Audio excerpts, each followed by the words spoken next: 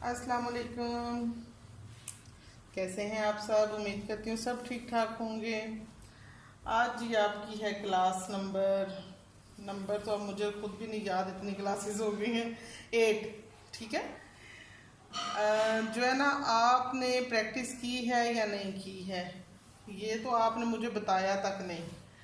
फिर भी मैं कोशिश किए जा रही हूँ कि शायद कुछ बच्चे शाये होते हैं, वो नहीं भी बताते, या कुछ बच्चियाँ ऐसी हैं कि कमेंट करते हुए घबराती होंगी, या उनके मुझे नहीं समझ आ रही कि आप लोग कुछ भी जवाब सवाल नहीं कर रहे। मगर मैं तो अपनी क्लासेस पूरी करूँगी इंशाल्लाह। मेरा तो इरादा है कि आप सीख जाएं। अगर मैंने तो ये पहले से ही ये बोल दिया ना कि अगर एक भी बच्चा सीख जाता है तो मुझे बड़ा अच्छा लगेगा, और अगर सब सीख जाते हैं तो उससे ज़्यादा तो क्या ही अच्छा होगा। ठीक है। आज हम क्लास में आपको जो है ना, कुछ बच्चे ना ऐसे खाम खाम ही बोर होते जा रहे हैं जी।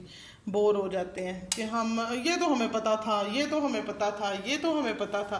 ठीक है, आपको पता है, मैं नहीं कहती, मगर कुछ बच्चे वाकई ऐसे होते हैं जिनको नहीं पता।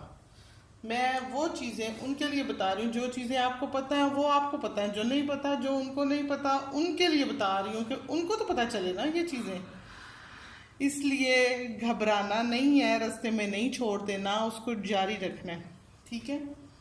अच्छा, ये हम लंबाई इसकी रख रहे हैं 20 इंच पे। पहले मैं कटिंग कर रही हूँ। कल मैंने आपको कटिंग डिटेल में सिखा दी थी शलवार की। आज मैं ये पजामा कट करने लगी हूँ। आज मैं आपके साथ इसकी ना स्टिचिंग शेयर करूँगी। जो चीज़ें मैं कल नहीं बता पाई वो मैं कोशिश करूँगी आज आपको बताऊँ और आपको समझ आ जाए, अल्लाह करे। ये हमारी सिंपल ट्राउज़र कैपरी, जो भी सिंपल सादा हम बच्चों के लिए पजामा बनाते हैं, उसकी कटिंग है। ठीक है। इसकी लंबाई हमने टोटल हमें चाहिए 18 इंच या 19 इंच, चले कर लें। ठीक है। 19 इंच की लंबाई पे मैंने इधर निशान लगा लिया है। ऊपर वाला हिस्सा हमने मार्जिन छोड़ा है नेफा के लिए, इतना 1 इंच ऊपर नेफा के लिए छोड़ा, 1 इंच पांचा के लिए छोड़ा। ये नाली है। नाली का अब मैं आपको समझा दूं बात। कुछ बच्चों को ये ही नहीं समझ आती कि नाली नाली क्या करें। ये नाली है, और ये चीज़ें गुलाई में इसलिए लेकर जाते हैं ताकि इसमें लचक आ जाए। ये देखें कितनी लचक है, इस साइड से भी, इस साइड से भी। ये कॉर्नर जो है ना, ये फ़ायदा मंद होता है उन बच्चों के लिए जो टांगे खोल खोल के बैठते हैं, ना भी खोल के बैठे, ऊपर चढ़ते, छलांगे लगाते, जिस तरह मर्जी वो आज़ाद घूमे, उनके लिए इजी होगा ये पजामा पहनना, फटेगा नहीं। अक्सर हम रेडीमेड कपड़े लाते हैं तो उनमें ये लचक नहीं होती है, उनका आसन अक्सर ऐसे सीधा होता है, ये गोल शेप नहीं होती, तो वो पजामा अक्सर ही नीचे से फट जाता है। और कुछ माएँ तो बड़ी आसानी से टांके लगा लेती हैं, मगर कुछ ऐसी भी होती हैं जो इस तरह की क्लासेस को सीरियस ही नहीं लेती हैं, तो उनसे वो टांका भी नहीं लगता। अच्छा जी, इसके बाद हमारा नेक्स्ट स्टेप होता है, जब हम कपड़ा लेते हैं, कोई भी कपड़ा लेते हैं, उसके लिए हमें जो है ना उस कपड़े के रंग की नलकी चाहिए होती है। ठीक है। जो भी हमने कपड़ा लिया है उसी कलर की नलकी चाहिए। अल्लाह करे अब मेरे पास से निकल आए, मुझे मंगवानी ना पड़े। ये जो हमने कपड़ा लिया है सेम कलर का धागा लेना है। ये हमारा हो गया पहला स्टेप। अब नेक्स्ट स्टेप पे जाते हैं। मशीन के बारे में मैं आपको सारी मालूमात दे चुकी हूँ। जितनी मुझे मालूम थी मैंने आपको सारी कन्वर्ट की है। अब आपने कितना सीखा है ये आपके ज़हन में क्या बैठा है, ये आपके बस में है कि आपने कितना सीखा, आपने कितना जाना।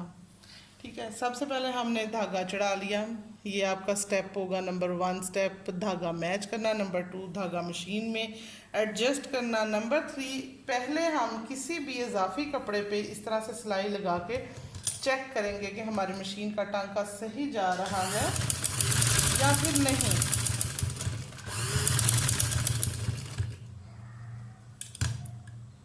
इस तरह से हम चेक कर लेंगे, ये बिल्कुल ठीक जा रहा है, ऊपर से भी नीचे से भी। अगर आपको मशीन के टांका ऊपर नीचे, छोटा बड़ा, कोई भी इस तरह का इशू हो वो आप क्लियर कर लें। उस दिन मैं गलती से भूल गई थी कि आपको बताना कि टांका अगर हमें बड़ा या छोटा करना हो तो ये वाला पुर्जा हम इस्तेमाल करते हैं। इसको अगर ऊपर वाली साइड पे करेंगे तो टांका छोटा हो जाएगा, अगर हम इसको नीचे वाली साइड पे करेंगे तो ये बहुत बड़ा हो जाएगा। इसको दरमियान में एडजस्ट करना पड़ता है जिससे कि टांका बराबर आता है, बिल्कुल ना बारीक ना मोटा। ठीक है, कुछ मशीनें जो पुरानी हैं उनका बैक साइड पे भी चला जाता है। अच्छा, सबसे पहले हमने जो कटिंग की है उसमें हम सबसे पहले सिलाई करेंगे अपना पाइंचा। ठीक है, पाइंचे का ये मैंने छोटा सा जो कैंची से निशान लगाया। मैंने आपको काफ़ी दफ़ा बताया कि मैं कैंची से ही निशान लगाती हूँ, फिर भी मैं आपको बताना चाहती हूँ कि मैं कैंची से निशान लगाती हूँ। उसके लिए जी सबसे पहले हम इस निशान को इधर से ऐसे पकड़ लेंगे, मोड़ लेंगे, दूसरी साइड से भी इसी तरह मोड़ लेंगे। इसको थोड़ा ऐसे करते हुए एडजस्ट कर लेंगे। आप आयरन की मदद से भी कर सकते हैं, आप इस तरह से मशीन के ऊपर ऐसे रगड़ के कर सकते हैं। ये बराबर फोल्ड हो गया, इसको हम फोल्ड करेंगे। सबसे पहले पूरा पजामा आज सिलाई करना सिखाऊंगी और बिल्कुल इजी मेथड सिखाऊंगी जो बाद में आपको लगेगा कि हमने बड़ा अच्छा सिलाई किया है। इसको हमने इसके अंदर इस तरह फोल्ड किया, ये फोल्ड किया। अब बिस्मिल्लाह, कोई भी काम शुरू करने से पहले बिस्मिल्लाहिर्रहमानिर्रहीम ज़रूर पढ़ें। इस तरह आपका काम बड़ी जल्दी और साफ़ सुथरा होगा।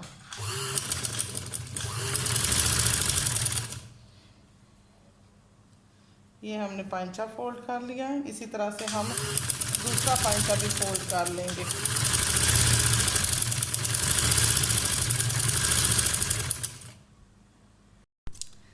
इसके बाद जितना आपको खुला पाइंचा चाहिए, मोरी चाहिए, अक्सर हम मोरी भी पढ़ते लिखते सुनते और समझते हैं, अक्सर हम पाइंचा कहते हैं। जो भी आपको जितना भी खुला चाहिए, जितना आपका लगता है कि हमें तांग या खुला इधर से पाइंचा चाहिए, उतना आपने निशान लगा लेना है। ठीक है, अपने चाक से निशान लगा लें। इस तरह मुझे तो ये निशान चाहिए ना, तो मैं इस निशान पे एडजस्ट कर रही हूँ सिलाई को। और सिलाई की सबसे बड़ी बात, जब हम पाइंचे की सिलाई लगाते हैं, इसकी सबसे बड़ी बात है, हमने ये एक सिलाई लगाई है, हम इस तरह पीछे से उठा के इसका पैर उठा के बैक पे जाएंगे, वापस दोबारा से हम उसको डबल करते हुए सिलाई लगाएंगे। ठीक है, डबल सही अच्छे से करना चाहिए। अगर आप सही से डबल नहीं कर रहे तो सिलाई बहुत जल्द खुल जाएगी। और सिलाई को खोलना जो है ना वो बिल्कुल अच्छा नहीं लगेगा, क्योंकि बार बार हम एक ही चीज़ तो सिलाई नहीं करते रहेंगे ना। अगर हम पहली दफ़ा में ही उसको पक्का सिलाई कर देंगे तो ज़्यादा बेहतर है। ये हमने लगाई है नाली की सिलाई। ठीक है, ये एक पाइंचे की लगाई है। अब दूसरा पाइंचा सेम इसके पाइंचे के बराबर होना चाहिए, इसलिए हमने इसको भी इसी तरह पकड़ा और इस पाइंचे के साथ इस तरह चेक कर लेंगे साइज करके। ठीक है, ये इसके बराबर आ रहा है। और इसके बाद जी सबसे बड़ी बात ये पाइंचे का धागा हमने बिल्कुल साफ़ करना है, इसको बिल्कुल नज़र नहीं आना चाहिए। मैंने ये भी आपको बताया पिछली क्लासेस में, ये इसीलिए मैंने चीज़ें जो है ना उस वक़्त समझाई थी। मैंने कहा ये चीज़ें मैं दोबारा डिटेल में नहीं समझा सकूँगी, जब मैं आपको सिलाई सिखा रही होंगी तो मुझे ये चीज़ें डिटेल में ना समझाना पड़े, इसीलिए मैंने वो चीज़ें आपको ऑलरेडी समझा दी हुई हैं। अब ये आप पे डिपेंड करता है कि आपने कितना सीखा, कितना समझा, कितना प्रैक्टिस की। ये हमने नाली की सिलाई लगाई है और नाली की सिलाई हमेशा इस तरह से लगाएं कि कभी टूटे नहीं। ये हमारा गोल शेप में लचकदार कपड़ा होता है, इसको इस तरह से खींच के देखें। ये सिलाई हमारी टूट तो नहीं रही, इस सिलाई को हम इस तरह से खींच के देखेंगे अपने हाथ से, ये टूट नहीं रही। ठीक है, ये बिल्कुल पक्की सिलाई लगी है। इसके बाद जी हम जोड़ेंगे आसन। मैं साथ साथ आपको बता रही हूँ, पहले हमने पाइंचा जोड़ा है, पाइंचे की सिलाई लगाई है, पाइंचा फोल्ड किया है। ठीक है, उसके बाद हमने नाली की सिलाई लगाई है, उसके बाद हम इस तरह अब अपोजिट जो है ना आसन जोड़ रहे हैं। ठीक है, आसन को हमने इस तरह से एक दूसरे के साथ मिला के जोड़ना शुरू कर दिया। और इसमें सबसे ज़रूरी बात यह है, जो हमने नाली की सिलाई लगाई है वो बिल्कुल बराबर आनी चाहिए, दोनों साइड बिल्कुल बराबर आनी चाहिए। ठीक है, आप जितना अच्छा साफ़ सुथरा काम करेंगे उतनी जल्दी आपके हाथ में सफाई भी आएगी, प्रैक्टिस भी अच्छी रहेगी और ये आपकी आदत बन जाएगी। जब चीज़ आदत बन जाती है ना, वो आप चाह के भी गलत नहीं करते। और जब आप मजबूरी में कोई काम कर रहे होते हो ना, तो सीखते नहीं हो, सही से समझते नहीं हो, फिर आप हमेशा गंदे ही काम करते हो। जब आपको मजबूरी भी बन जाए और आपको वो काम रेगुलर भी करना पड़े, फिर भी आप गंदे ही करोगे। और अगर आप बिल्कुल थोड़ा थोड़ा करके सीख रहे हो और साफ़ सुथरा काम कर रहे हो, फिर आपकी आदत बन जाएगी। आप हमेशा साफ़ सुथरा काम करेंगे और साफ़ सुथरा काम करना ही पसंद करेंगे, वो आपकी आदत में शामिल हो जाएगी। पंजाबी की कहावत नहीं है, दाएं तो सिरा ताएं। अगर असी गंदी आदत अपना लें तो वह भी साढ़े नाल ही निभदी सारी जिंदगी। अगर असी अच्छी आदत अपना लें तो वह भी साढ़े नाल निभदी सारी जिंदगी। और सारी जिंदगी जी चीज़ नाल रहनी है वो अच्छी होनी चाहिए, बुरी क्यों होवे। लगाने के बाद ये अब मैं लगा रही हूँ इसके ऊपर किनारी की सिलाई। ठीक, किनारी की सिलाई इस तरह से लगानी है कि नीचे वाला कपड़े दोनों साइड जो हमने सिलाई में लगाए हैं वो एक साइड पे आ जाए। उस साइड के ऊपर ही हमने इस तरह लगानी है, क्योंकि उसी कपड़े पे हमने दोबारा से सिलाई लगानी है, वो सिलाई पक्की करने के लिए। कपड़ा फट जाए, सिलाई ना उखड़े। साढ़े ते कुछ असूल ने कि सिलाई पक्की होनी चाहिए, सिलाई साफ सुथरी होनी चाहिए। सिलाई अगर तुम कर रहे हो तो सिलाई का काम जो ना अच्छा नीट और मजबूत करो। अपनी जिंदगी में कुछ असूल होने चाहिए ने, तो उन्होंने असूलों से चलते रहो तो तुम कामयाब होवोगे इंशाअल्लाह।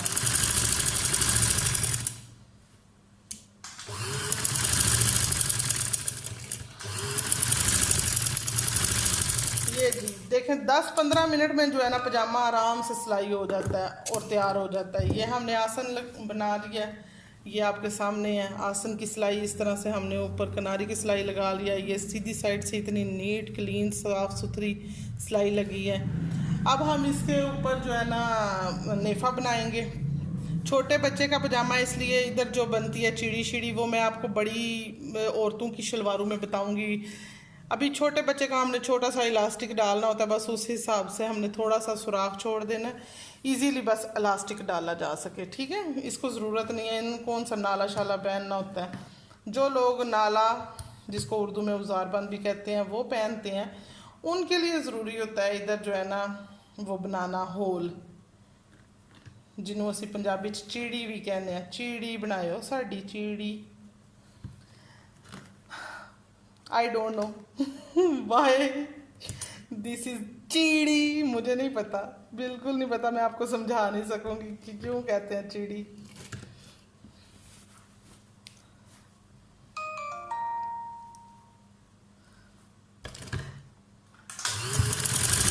इस तरह से हम ना 1 इंच के मार्जिन से ना नेफा फोल्ड कर लेंगे। अब कुछ बच्चों के लिए ना बहुत मुश्किल होता है, नेफा हम फोल्ड करते करते खुला या तंग कर देती हैं। ठीक है, उस वजह से फिर उसका आ जाता है अक्सर बच्चियों के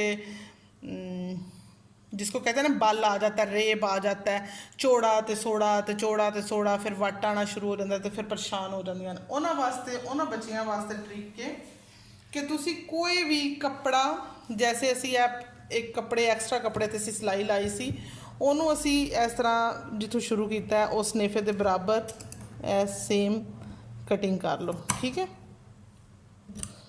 असी इस तरह कटिंग कर लीए एनू। इस चीज़ नूं असी बराबर, यह ट्रिक मेरे मामू ने मैनू समझाई सा जे, ते अल्हम्दुलिल्लाह मैं सारे इस तरीके समझाई जे। ते मेरे मामू जो है ना वैसे फ़ौजी थे अभी तो रिटायर्ड फ़ौजी हैं ना, तो उनको जो है ना समझाना बड़ा आसान लगता था। उनसे मैं सीख भी बड़ी जल्दी गई थी चीज़ें, जो जो उन्होंने मुझे ट्रिक्स समझाई। एक तो मुझे उन्होंने तरपाई सिखाई थी, तब मुझे शौक़ था बस सिलाई का, तो वो सिखाते थे। तो एक नेफा फोल्ड करना, नेफे में मेरे में भी बल आ जाता था, अक्सर याद आता था। ये अब इसके बराबर बराबर रखते जाएं। उन्होंने तब मुझे पेपर पट्टी से ऐसे कटिंग करके दिया, प्लीज कहते हैं बस ये नाल तो बराबर रख के तो वेच वाला कपड़ा नहीं फोल्ड कर दी जाता है, नाल बराबर आंदा जाए तो बस इंशाल्लाह। बस फिर वो एक ही दफ़ा उन्होंने बताया, फिर मैंने ऐसा कॉपी किया कि अब तो इस चीज़ की ज़रूरत भी नहीं पड़ती। अब तो खैर से साल भी काफ़ी हो गए इस चीज़ को, मगर मज़ा बड़ा आता है। ये छोटी छोटी टिप्स और ट्रिक्स होती हैं जो ना इनसे आप बड़ी जल्दी समझ जाते हैं, सीख जाते हैं और जब सीख जाते हैं, समझ जाते हैं, फिर वो सारी ज़िंदगी नहीं भूलती, याद रहती हैं, हमेशा आपके साथ साथ चलती हैं। और अल्लाह ताला सलामत रखे उनको। माशाल्लाह उन्होंने मुझे बड़ी अच्छी अच्छी टिप्स दी थी, ट्रिक्स दी थी। और अल्लाह ताला उनको खुश रखे, उनके बच्चों को खुश रखे, घरों में आबाद रहें। आमीन सुम्मा आमीन। जो जो हमें इस तरह से गाइड करता है ना और वो याद आता है, तो फिर हम उसके लिए इसी तरह दुआ करते हैं। कभी इंशाल्लाह अगर कोई बच्चा सीख जाता है तो मैं भी आपकी दुआओं में होंगी इंशाल्लाह, अल्लाह का हुक्म हुआ तो। अच्छा, बातों बातों में देखे पता ही नहीं चला, नेफा भी फोल्ड हो गया। इस तरह से मैंने इसका होल छोड़ दिया, छोटा सा मैंने इसमें होल छोड़ा है ताकि आपकी पिन भी जो है ना इसमें से गुजर जाए। पिन की मदद से या आप इसमें वो इलास्टिक डाल लें। छोटे बच्चों का बारीक सा इलास्टिक होता है।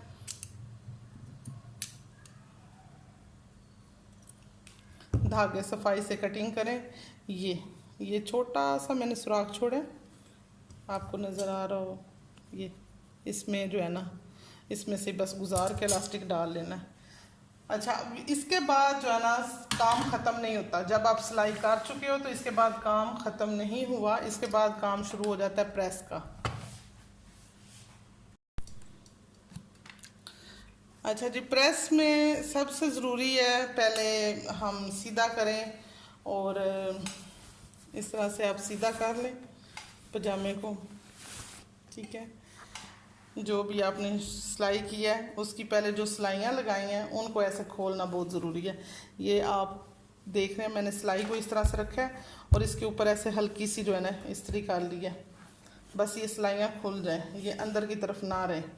इसको पहले हमने इस तरह से सिलाई निकाल ली, अब इसको इस तरह से प्रेस कर लेंगे, ठीक है। पांचे की सिलाई इस तरह निकालते हुए नाली की सिलाई को पकड़ के खींच के और इस साइड से क्रीज लगाना। ये बस चंद ही मिनटों में आपने घर बैठे इतना अच्छा पजामा सिलाई कर लेना है। अपने छोटे बहन भाइयों पे ट्राई करें, खुद अपने बनाएं। गर्मियों में जितने भी कपड़े हों कम होते हैं और दर्जन के चक्कर भी नहीं लगाने पड़ेंगे आपको, दर्जी के चक्कर नहीं लगाने पड़ेंगे। और इतने छोटे छोटे काम तो खुद भी कर लेती हैं बच्चियाँ जो रेडीमेड कपड़े पहनती हैं, मतलब कुर्ता वगैरह ले आई हैं, उनके लिए बहुत इजी होगा कि वो खुद ही अपना घर में पजामा सिलाई कर लें। इस तरह से ट्राउज़र नीचे सिलाई कर लें। आगे आगे आपको नए नए ट्राउज़र के डिज़ाइंस भी बताऊंगी इंशाल्लाह। आज का जो है काम आपके सामने है, ये देखें कितना अच्छा नीट पजामा सिलाई हो गया। इस तरह की मज़ीद वीडियोस के लिए और अपनी क्लास को जारी रखने के लिए मुझे फॉलो करते रहें। मैं हूँ आपकी दोस्त, आपकी ट्यूटर, आपकी जो है ना हेल्पर युसरा, और इजाज़त चाहती हूँ। दुआओं में याद रखिएगा और प्रैक्टिस ज़रूर करते रहिए। अल्लाह हाफिज़।